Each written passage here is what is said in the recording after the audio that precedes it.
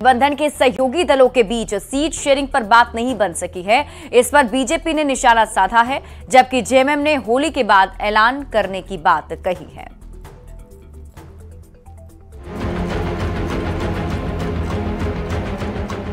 लोकसभा चुनाव की घोषणा के एक सप्ताह गुजर गए।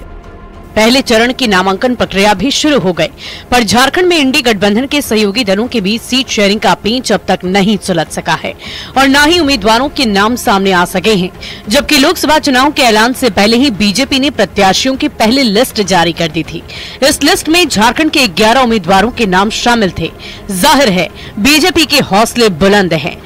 हमने तो 20 दिन पहले अपनी 11 सीटों को क्लियर कर दिया। 20 दिन से हमारे उम्मीदवार प्रचार कर रहे हैं, तो अब तो सिर्फ 3 सीटें अलायंस को घोषणा करनी है। लेकिन उनके यहाँ उम्मीदवारों की इतनी कमी है, इतना टोटा है कि कोई लड़ने को ही नहीं आ रहा सामने। अब तो रोज मीडिया में खबरें आ रही हैं कि जो गठबंधन है उसके अमुक विधायक ने, अमुक बड़े नेता ने मना कर दी। 2019 के लोकसभा चुनाव में झारखंड की 14 लोकसभा सीट में से 11 पर बीजेपी, 1 पर आजसू, 1 पर जेएमएम और 1 सीट पर कांग्रेस ने कब्जा जमाया था। पर इस बार हालात बदल गए हैं।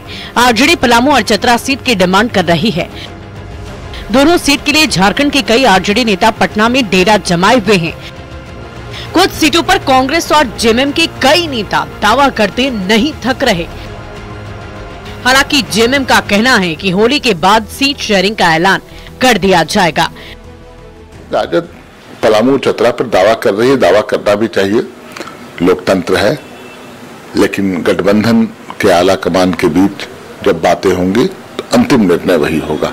अंतिम निर्णय अगर दोनों सीट आरजेडी को जाएगा तो आरजेडी लड़ेंगे, कांग्रेस को 1 सीट आएगा तो कांग्रेस लड़ेगी। ये फैसला कोई एक नेता बैठ के नहीं करेंगे, जो आला कमान के शीर्ष नेता है वो कर लेंगे और मुझे लगता है होली के बाद ये फैसला हो जाएगा।